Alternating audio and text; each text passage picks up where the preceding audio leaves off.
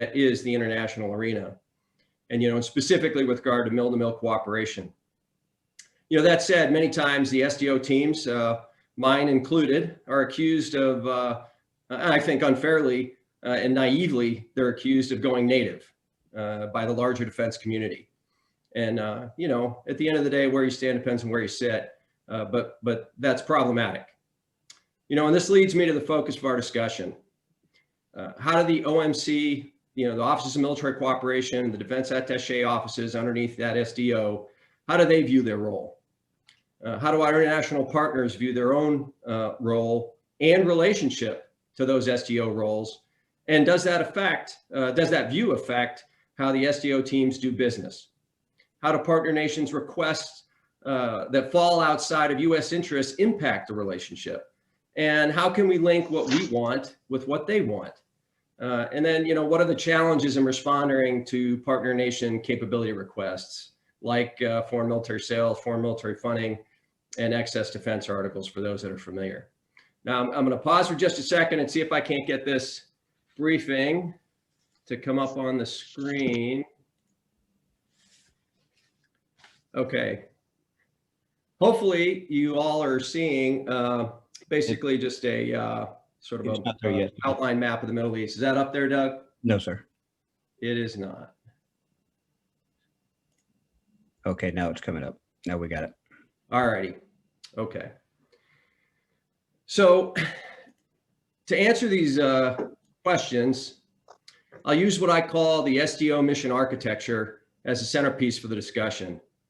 Most of the examples and insights, as Doug mentioned, are derived from my time in Kuwait. So keep that in mind. And like I said, where you stand depends on where you sit. Security cooperation is a complex endeavor. Anyone that's participated knows that. And it operates much like the wheel, with the OMC and the DAO at the center, anchoring the spokes or vital elements of the relationship, and frankly, carrying the mission's weight. Ultimately, the team is responsible for the desired outcomes, here seen as the tire upon which the relationship rides, smoothly or not. The Office of Military Cooperation and Attache operations are the axle, tying each of those vital spokes together to create a coherent, effective approach to security cooperation when done properly, and fostering that international relationship from a defense perspective. If it's out of balance, as you would expect, the wheel wobbles or falls apart, and I think we've all seen examples of that. So these are the critical elements as I see it. And I in no way argue that this is an all-inclusive list or comprehensive. I see it more as a representative sample of the foundational components, and we can certainly discuss, other areas of interest. Each country is different, and therefore each of the OMC DAO teams is a bit of a unicorn. Given my time in Kuwait, I'll focus predominantly on the situations in which I lived, and you can extrapolate from there. The vital spokes range from partner agreements, U.S. force presence or posture, what sorts of current bilateral activities we undertake together, what sort of weapons our partner desires and ultimately acquires, as well as the more fundamental elements of interpersonal relations, which is probably the most difficult: people, personalities, agendas, and priorities at that individual level. I'll touch on each briefly, not comprehensively, and hopefully that'll spark some interest and debate, because I think there's a lot of discussion that can go on around this topic. So the cornerstone of most of our bilateral relationships is the Defense Cooperation Agreement. And then that's what it was called in Kuwait. There are other names for it in other countries, but basically they're all the same thing. And containing those core elements and framework that define the left and right limits, as well as how we communicate that process. And, if we ignore the environment, the historical context, and the intentions of the founders of that product, we do so at our own peril and likely become ineffective as the vanguard to advance our desired cooperation. Some see these agreements, and I had this experience pretty profoundly. They either see as an obstacle to get past, a baseball bat with which we can beat our partners into submission and get them to do what we want, or a necessary evil with which we must deal. And between friends, and I intentionally use that word, not partner, not acquaintance, not teammate, but between friends, it's the basis for how we communicate and maintain trust. You have to remember, you know, we're different cultures, and that framework allows us to communicate in a consistent manner, and that engenders trust. And trust is the fuel and currency enabling the success of these documents and relationships. You know, and without it, the DCA is rendered useless and ineffective. You know, as generational changes occur amongst our leaders, military forces, and governments, there's a constant tension between the stuff we want and the stuff that they want, or the stuff that's important to us and the stuff that's important to them. Some we see as beneficial, some as irksome, and frankly, it's similar for our friends, and we need to keep that in mind. A clear understanding of the main documents guiding U.S. and partner strategy are critical to this conversation. If we don't know or understand our leaders' approach, we cannot hope to advance U.S. national security interests. And this would be true for our partners as well from their perspective. Our previous Secretary of Defense, Secretary Mattis, clearly articulated his priorities: restoring readiness, strengthening alliances, and reforming business practices. You know, General Votel, the former CENTCOM commander, was equally clear well prior to him developing a theater campaign plan and an accompanying order with his what he called strategic approach, where he defined 5 priorities: focus on relationships, interests and values-based approach, ensure effective posture, culture of communication, and embrace transparency. The CENTCOM J5 and Chief Planner at the time, Major General Smith, further emphasized his priorities: ensure effective posture, strengthen partners and allies, deter, counter state aggressors, and then disrupt and counter violent extremist organizations.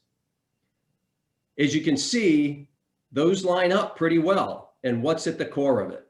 It's about trust and relationships.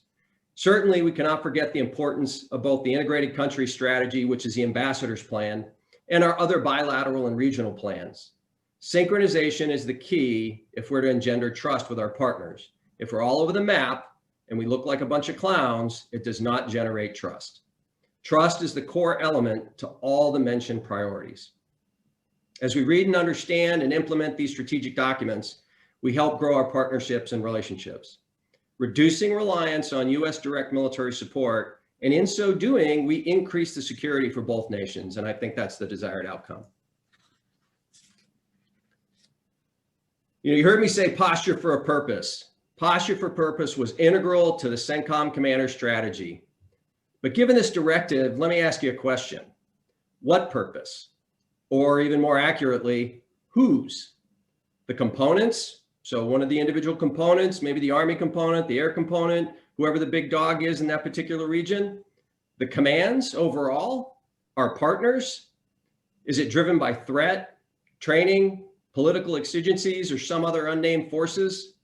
I'd say, yeah, all of those things.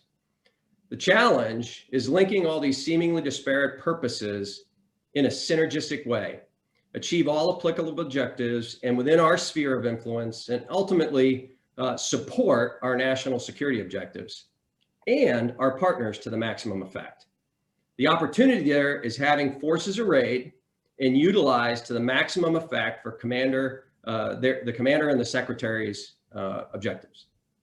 You know, further, in some countries, our partners, if properly engaged, support this posture through financial reimbursements, infrastructure, and policy decisions favorable to the United States. And I think a lot of folks forget that. And frankly, a lot of these nations are really reticent to advertise for a host of reasons that we can discuss later. You know, it's difficult to sustain purposeful posture while living in tents. I only had a quick chance to glance at some of the participants. Hi, Boz, shout out to you, buddy. You know, there's some folks on here today that I spent some time with in some you know, fairly austere places.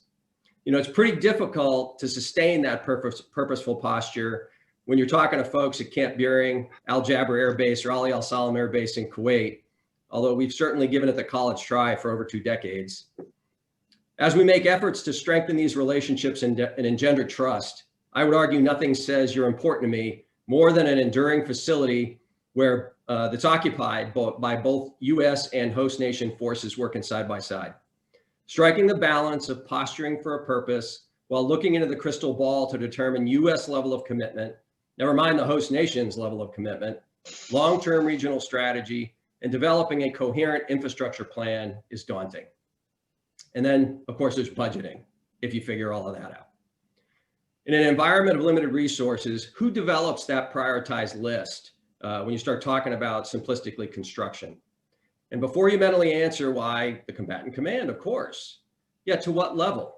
And what I mean is, how far down to that list does the combatant command need to pay attention? Let me give you an example. In my final year as SDO, I signed authorizations on 183 construction projects at 7 separate military installations, some US, some combined US Kuwait, for over $530 million. The requests arrived when delivered, meaning that each of the organizations is drafting these things in a vacuum, whatever's important to them. They coordinate them, they have to, because that was the requirement from the Kuwaiti government through my office.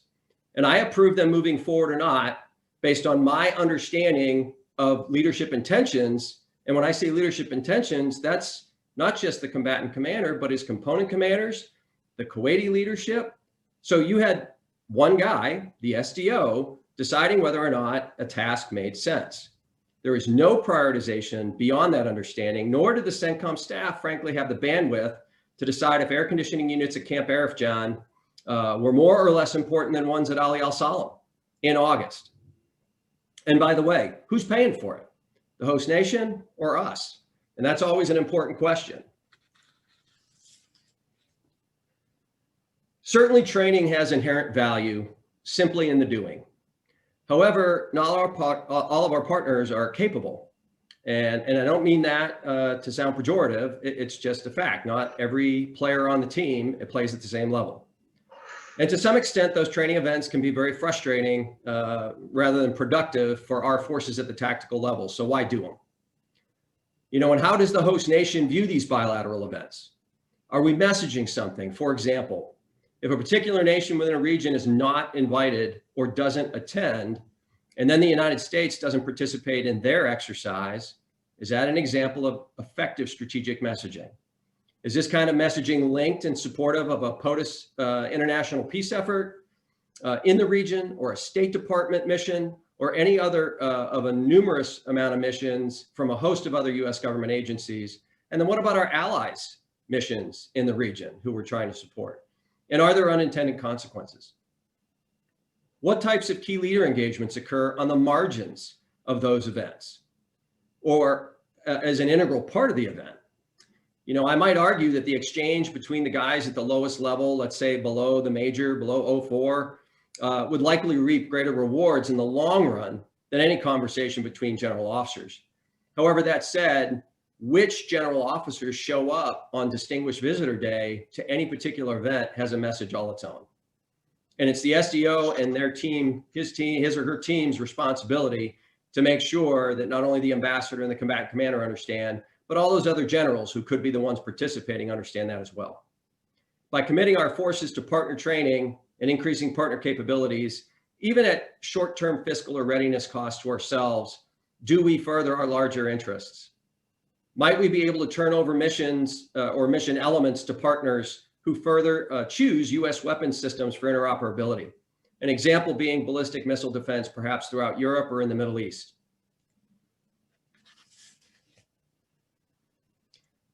And although we want our partnership image to hold the spotlight, we never forget our own interests, and shouldn't. Protection of the homeland and US national security interests and issues hold primacy. And for any friends we have participating from other countries, I would argue the same is true for you. How about when our interests collide with our host nation? If the host nation will support us regardless, what does that action say about their perception of the importance of the relationship? When does reticence to support any kind of action or transition to an outright no? What if the host culture is by nature passive aggressive? Which a lot of them are. And a no is usually defined as a lost request, please resubmit, we'll get right on that, or even worse, what I call the soft yes. A culture of communication and transparency, bolstering trust and strengthening ties at all levels can alleviate some of the inevitable wreckage. However, when communications are done in a less than optimal fashion, mission is impacted. For example, the delivery of ammunition to an important partner can be delayed or denied just due to a lack of communication with the host nation through which that ammunition must pass.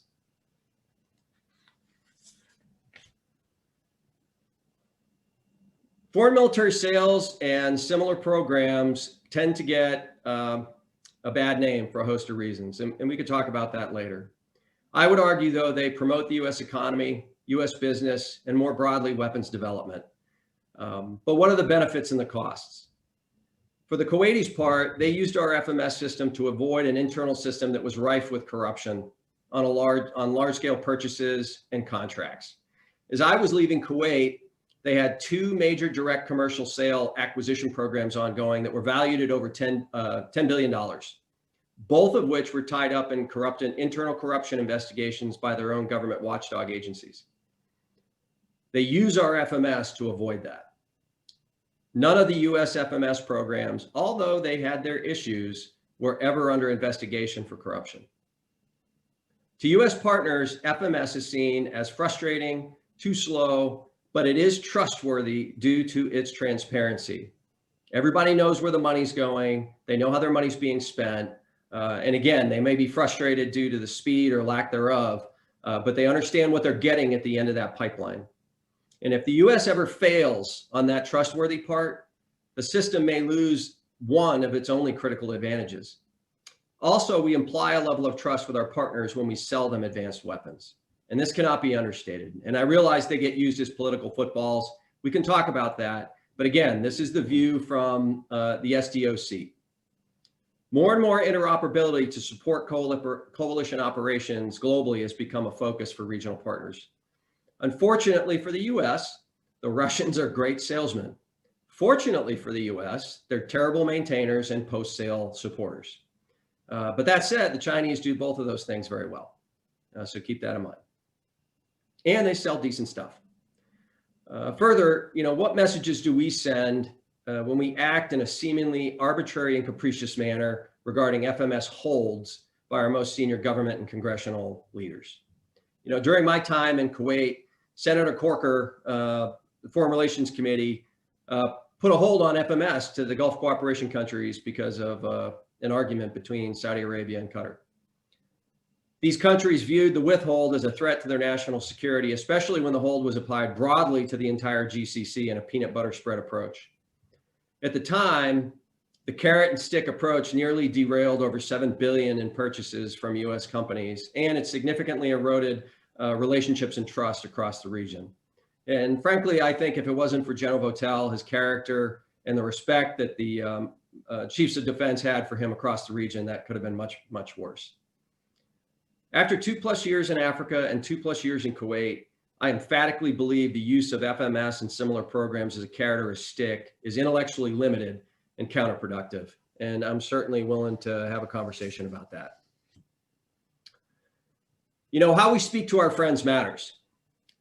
If I say to you, we liberated your country, you owe me, regardless of whether it's accurate in a factual sense, it's unlikely to evoke warm, fuzzy feelings of comradeship or to develop influence to get you to do something I'd like you to do. But it's amazing to me how often we say things like that. Understanding societal demographic change is vital to communications. I routinely warn senior US leaders that Kuwait's gratitude for 1991 should not be assumed permanent. The under 35 cohort in Kuwait society had neither an understanding of what occurred in 1991 broadly or a clear view of our relationship. And I'm not really sure they were super interested. How do these changes affect relations broadly, and more specifically, how do they impact US regional missions? At the time I departed Kuwait in 2018, 73% of Kuwait society was under 37 years of age, which is common across the Arab world. The leadership within Kuwait at the time was squarely in the remaining 27%, kind of on the top end of that. The Emir at the time, who has since passed, was 88 years old and had an insulin pump. The Crown Prince was ill most of the time. We had 4 ministers of defense in my last 16 months. Further, Kuwait also has the only functioning parliament in the region, and it is a functioning parliament, and it is on par with the US Congress for bureaucratic paralysis and dysfunction. As an example of generation societal shifts, the Kuwait leadership at the time clearly defined their greatest threat to Kuwait stability as the lone wolf terrorists. You know, recall the 2015 mosque bombing in Kuwait City, and then in a close second, they see Iranian meddling in missiles. And frankly, you know, from my perspective, that's a fairly pragmatic way to look at their situation. They have a tough neighborhood. This group defined our relationship based off of 1991. Further, they viewed the US presence as vital to their security, the regional security, and our friendship founded on the mutual spilling of blood side by side to liberate their nation. The chief of defense was a POW and liberated by US forces. The chief of the land forces was in the resistance, and if caught by Iraqis as a member of the royal family, would have been immediately executed. The people there remember Lieutenant Colonel Mattis. And to this group, US culture is defined by personal relationships and perceptions of US commitment to the host nation and region. Now, the other side of this equation, the remaining group, not so much. 73% of those Kuwaitis are under 37 years of age, like I said. They know little to nothing about 1991. There was an actual concerted effort when they returned to Kuwait in the education system to not embarrass themselves. And so the focus was not on the fact that they needed liberating, but about their, Arab Brotherhood. And if you see pictures, most of the pictures, with some exceptions, show no Western powers whatsoever involved in the liberation. And again, this is the younger crowd. They know little to nothing about it. Their perception of the United States and its regional presence is colored in the light of 2003 and 2010, which they see as abject failures of US foreign policy and military adventurism. And we can argue about it, but I'm just telling you the way they see it. They believe the current strife in the region is a direct result of US meddling. They're mildly supportive of the efforts we've made to repair the damage. They never perceived ISIS as a great threat to Kuwait, whether that's true or not, again, different topic. To a great extent, they see the US presence as a necessary evil. And further, they see US culture as defined by social media and the glorification of the sort of the Kardashian syndrome. At the end of the day, personalities matter. They're the basis for all relationships. If the OMC DAO teams fail at properly developing and cultivating these close ties, the outcome is unlikely good. And does the rank of US personnel within these teams in the OMC and DAO matter? I leave that to our follow-up discussion.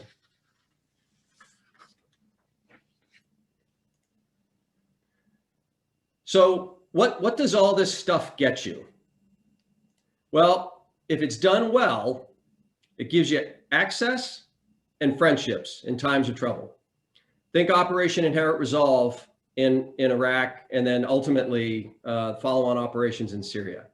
I can tell you from personal experience, the Kuwaitis were not excited about either. They understood the threat in Iraq, but they also didn't necessarily understand where we were headed with it, because I'm not sure we did a great job of communicating that. From an access perspective, at the time I was there, these numbers, of course, change routinely, actually daily, but there were over 17,000 US military personnel resident. It cost us nothing with respect to customs, port fees, landing fees, taxes, et cetera. We had over 150,000 US military personnel transit Kuwait annually. Again, we paid nothing for that. We had over 25,000 overflights by US military aircraft. Again, we paid nothing for that. And in a lot of countries, we do pay a fee every time we transit a military flight. It was the #1 transportation command regional hub. And then what happens when the folks in charge don't necessarily see the same return on investment as their fathers did? You know, at the end of the day, failure of any effort creates a broken spoke, and at the very least, a flat spot on the tire in a rough ride. Not necessarily mission failure. Maintaining this wheel is the charter and challenge for the SDO teams. And with that, Doug, I will relinquish control here. Let me figure this out and turn it back over to you. Thank you, sir. That was excellent. And we do have a couple questions coming in. I will go ahead and read out a couple of those. For anybody else on here, you can type a question into the chat box and I will ask it for you, or you can unmute your phone or unmute your access and ask the question directly. Well, the first question we have is, how do you see the SDO DATT supporting the other diplomats and ambassadors in the General Department of State in their mission? Well, so first and foremost, as I mentioned briefly, the SDO is responsible for clearly understanding that ambassador's plan, that integrated country strategy. And in most embassies, if not all, there's actually an element of the ambassador's plan that comes from the SDO and their team. And so it would only make sense that would have to be fully integrated. And since that SDO is responsible for that direct relationship between that embassy and the combatant command, it would make sense to me that if they're doing their job right, that will be done well. Now, from a State Department perspective, I can tell you it was of huge value to me to become, frankly, friends, and I'm still friends with the assistant secretaries in the MENA branch. You want to know the desk officers there. You want to talk to them when you go to DC. Again, as much as international affairs is about relationships, so is our work. That job is, I think, frankly, is successful or not based on how well you make friendships, build relationships, so that there is that level of trust is, if something goes sideways, folks will assume you're doing the right thing until they talk to you and find out what's going on, as opposed to the reverse, where they assume you're an idiot. And then you have to recover from that. Next question, how do you think the attempt at relationship building through FMS in Africa can be reevaluated? Well, so, to be clear, in Africa, we do very little foreign military sales. So to distinguish between the programs, I realize it maybe is cutting a fine point, but it does matter. Foreign military sales is when the foreign government uses their money to buy our stuff.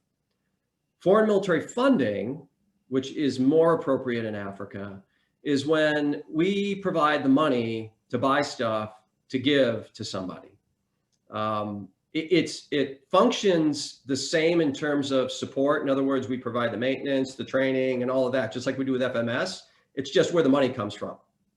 So in Africa, it's more about FMF. And I will tell you, I think from a policy perspective, the United States has abjectly failed for decades on our relationship with Africa broadly. And I realize that's a broad statement. There's 54 countries depending upon the day.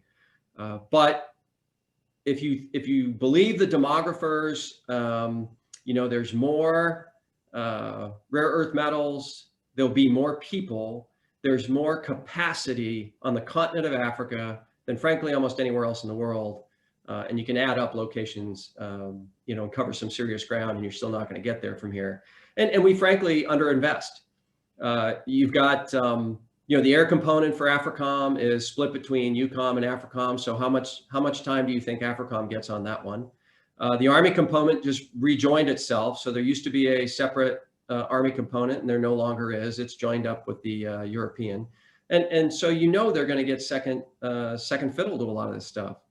I would argue, first of all, when it comes to the FMS kind of thing, helping them with their security is more about us coming alongside than giving them stuff. It doesn't mean that at some point, some sort of military aid is not appropriate from a equipment standpoint. But I would argue training at the lowest levels, consistent mentorship at the senior levels to create a new culture within their military environments will do more to help them succeed than us buying them any kind of equipment. As a follow-on to that, what are your thoughts on countering Chinese influence in Africa? So, I don't look at it as countering Chinese influence. I think that's a red herring, frankly. We're not going to compete with the Chinese on the Chinese methodology of sort of relationship building, or if we do, we're morons. the Chinese basically buy influence using their money. And, they get what they want by paying off who they have to. And then they go forward. They are definitely aggressive about it. They were aggressive when I was at AFRICOM, and that certainly has only gotten, more aggressive over time. If we do what I described a minute ago in terms of, years ago, I gave a briefing in Nigeria, and, I did the standard disclaimer that this was no one's opinion but mine, and this is still true. And I called it the friendship doctrine. I see Rod Arrington's on here. He's laughing at me now. Hey, Rod, it's good to see you, buddy. And basically all I said was, the United States needs to actually man up, put on its big boy pants and say, you know what? We have friends, we have acquaintances, and we have enemies. And our friends, the friends may not always do things we like, and they're going to have their issues. Like the United States is perfect, but we're always going to move alongside our friends. We're going to stay committed to our friends. We'll have disagreements in private, not in public. Our acquaintances we'll do business with. We'll understand that sometimes, they're going to do things that just run counter to the way we would want them to do business. And maybe they'll cross the line where they fall into the, we can't do business with you category. But everybody will understand where they sit, that it's transactional. Our problem is we refuse to, with a few exceptions, clearly identify who's on the wrong page. And then everybody else we treat as a transactional relationship, regardless of how close a friendship we have. And so, to be successful, to counter any other nation's influence, the only way you build influence is by building relationships. The way you build relationships is by showing your commitment to people, period. A couple more questions coming through here. What role do medical exercises, training, and support play or should play in the SDO portfolio mix? So I think they're huge. The thing with medical anything is you can't get any closer to the people. Whether that simply is a mill-on-mill exercise. I know in Kuwait and in Africa, we routinely brought in our mill medical teams to do alongside training, as well as, frankly, to provide some care in areas where that would be seen as helpful, and also to sort of encourage the local government to realize, we get it, y'all live in the capital and have pretty nice apartments, but you have all these folks that predominantly don't live here. And you might want to start considering these are ways you can support them. And frankly, it's one of those great ways that, again, it's not FMF or anything, it's a totally different program, but that doesn't cost us much. It costs us a little bit of time. It's frankly great training for our folks, to be honest with you. And like I say, it's really where the rubber meets the road. You can really build good relationships being consistent. The problem is, from a US perspective, is we don't have a lot of capacity, right? And we continue to shrink our military medical capacity. So, unfortunately, those two things are sort of running at odds. What are the difficulties for an SDO that's located in a regional conflict area where the chief of mission objectives may differ with the combatant commander? No, I know Rod's going to start laughing now. And I think I saw Brian Linville on here too, so I know he's chuckling. That's tough. I experienced that firsthand, very, very, very personally. When the combatant command, the commander himself is truly at odds with an ambassador, the SDO is frankly in a lose-lose position. I can't say, to be honest with you, that I would successfully, even with the experience I've had, that I would successfully negotiate that without, just a bloodletting.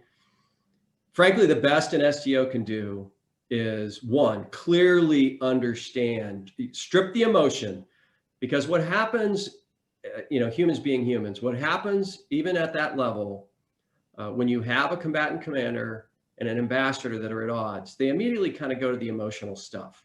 They really aren't looking at the pragmatic issues.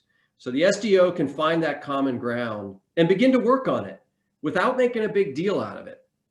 And if the SDO and that team can begin to generate a little bit of goodwill, and frankly, they're going to do it in the embassy first, because that's where they live.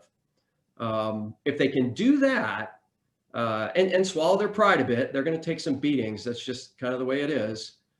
But if they can do that, they truly can be successful. I'm not going to say that they're going to, turn the tide and then it's going to be a big kumbaya event. What I'm saying is they can be effective and not get fired, which unfortunately I've seen happen as well. Okay, so we're going to take 2 or 3 more questions, and then we'll give you a chance to wrap up with any closing remarks. Do you have any thoughts for how we befriend today's younger population in Africa and the Middle East? And are you concerned that relationships/trust are held too much at the senior level? So second part first, yes, that's absolutely true. I sort of briefly touched on it, that you absolutely have to have those senior level connections. I mean, there's things that we did, this, Doug, in Kuwait and Rod and Brian in Africa, that if I didn't have those relationships at the most senior levels, you just weren't going to get it done.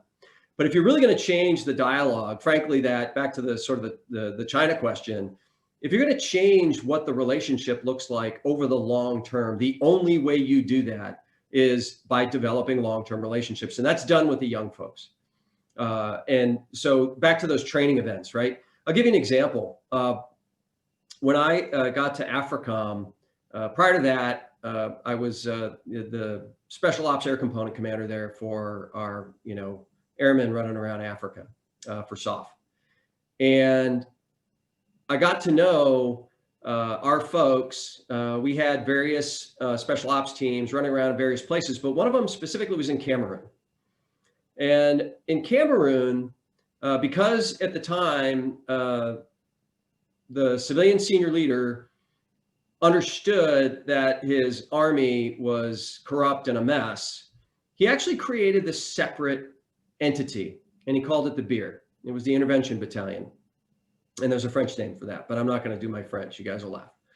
So we came alongside them it was probably about 7-8 years before I got to AFRICOM. And I got to visit them multiple times. And I'll tell you what, these young men, they were in the northernmost part of Cameroon. Those were the guys fighting Boko Haram, not the conventional army, not the Nigerians, frankly, either, who should have been, because they theoretically have a professional force. It was these young men who were trained. As a matter of fact, the senior guy that ran that intervention battalion was a colonel, and he grew it from a handful of folks. It was 50 folks. By the time I left AFRICOM, it was over 1,000. And those were the guys that were fighting and dying, that were getting blown up by IEDs. And our guys were the guys that were alongside them, teaching them how to do, frankly, the stuff we learned in Afghanistan when it came to fighting terrorists. And I guarantee you that those young men who spent, the better part of their late youth with our guys understood why they were fighting. They developed a different perspective on what it means to be friends with the United States. Unfortunately, we're not consistent. We cut the funding for the program. It was about a year or so after I left. Which I was adamant we not do. Now I understand, there's always competing issues. I understand that, SOF from a global perspective is not a big force. And so we have to prioritize. But again, I think we under-resource our opportunity in Africa. I think these small teams are the way to go, whether it's medical teams, whether it's SOF teams, whether it's airmen. I mean, there's just across the board. Stop buying them stuff. Stop thinking it's a bunch of senior officer visits. Yeah, you need those every now and then to reinforce fires. But at the end of the day, it's about these small teams consistently going in, spending time, living with these folks where they live, and becoming friends. All right, I was going to go with one more question, but 2 pretty good questions popped in. So if everybody will bear with us, we'll ask both of those. How can we build partner nation capacity effectively in reoccurring annual theater security cooperative exercises when the exercise in state often looks the same year to year? Do we really move from untrained to proficient in interoperability, or is that even a goal for these exercises? Well, so you heard me talk about exercises, right? I would ask you the question, I get it, it's an annual exercise, but what's the real purpose? What's the strategic end state? Is the strategic desire simply to get everybody together and we're okay with sacrificing sort of marginal training? So there's a short-term detriment in terms of the tactical benefit, but from a strategic view, I'll give you an example, Bright Start. Us canceling Bright, and I get it. I don't really want to get into sort of the reasons we canceled Bright Star and now we're bringing it back. And, you know, that has to do with significant geopolitics. But what I would say is, you know, the Egyptians defined our relationship off that exercise. And so when we canceled it, you know, whether right or wrong, doesn't matter, that sent a message. And it did a lot of, it created a lot of negative energy in the relationship. So what's the purpose of the exercise? I would argue that Bright Star was about the relationship. It wasn't about necessarily training anyone, you know, to any sort of standard. And frankly, I would argue that was true across the GCC. And I will leave the Navy out of that. I think their task force is designed and trains to a certain standard. I think it's part of our effort to hand over a lot of the security there in the Straits and throughout the Gulf to the people that live there. And I think that's true other places. But again, I got to ask you, what's the purpose? I mean, what are we trying to say? Is the exercise so that we can all fight together, a la in Eastern Europe, maybe? Then it's a different story. So, you know, I realize, and a lot of folks got very, very annoyed that they weren't getting out of these exercises what they thought they should at the, you know, for Airmen Squadron, you know, for the Army Guys Battalion and below. And, you know, I used to go speak to them beforehand and afterwards. And, you know, I told them, hey, if you get a bunch of WhatsApp numbers, I don't care if you guys can speak one word of the same language, it doesn't matter. If you get a bunch of WhatsApp numbers and you guys are texting each other and sending season's greetings, whichever is appropriate, and pictures of your families and stuff, that's a win. That's going to do more in the long-term security of both nations than any exercise ever will. All right, sir, last question. And then at the end of this question, if you just want to say any wrap-up remarks, and then I'll close it out after that. And you'll love this question. If we assume that the grand strategy informs our relationships, does a divided democracy like the current state of the U.S. necessarily disallow meaningful and long-lasting, meaning more than an election cycle or two, relationships, and more broadly, the grand strategy as a whole? Okay, so first of all, I'm going to go on record and say the United States does not have a grand strategy, and frankly, in my lifetime hasn't had one. We have, and people, I think rightly compliment our existing national defense strategy and national security strategy, but that actually is a regional strategy. If you really read it and look at what it talks about, it's a regional strategy. It's not a grand strategy. It is very difficult in a republic such as ours to actually have a grand strategy you can stick to, unless you keep it broad and consistent with culture.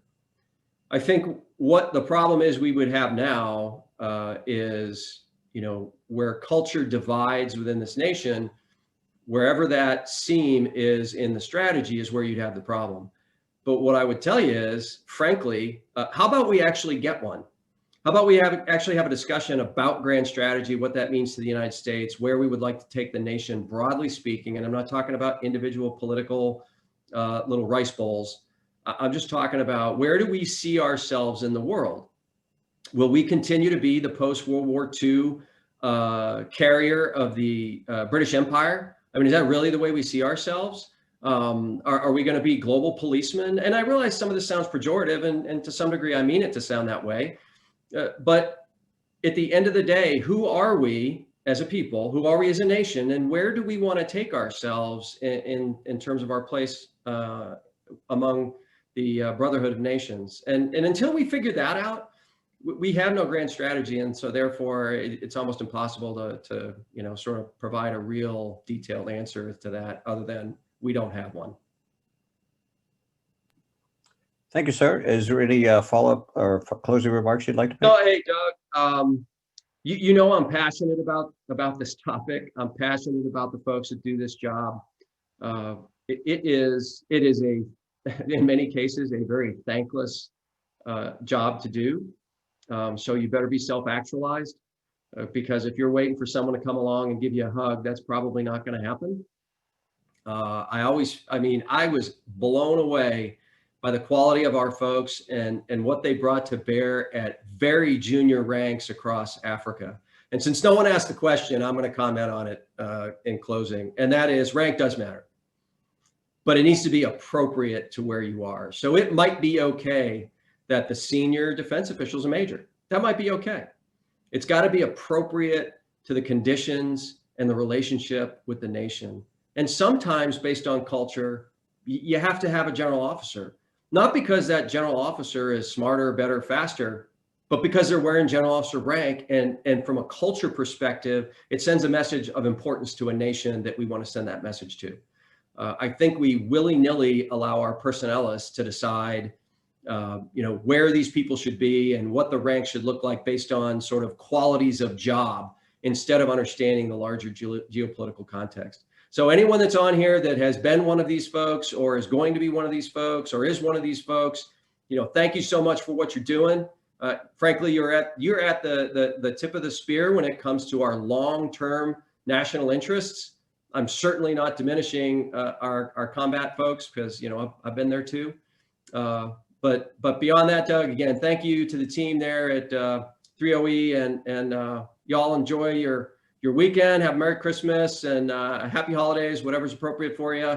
And hopefully I'll get to see some of you guys in person at some point. We can share a beverage.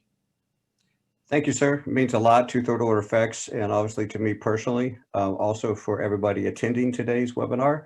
We, Third Order Effects, really appreciate your attendance. We will continue to have these kind of discussions. Security cooperation is in our blood and something we feel passionate about as well. If you have an idea for a future speaker or a topic that you would like us to have, feel free to send that to us. And thank everybody again for joining, and have a great rest of your week.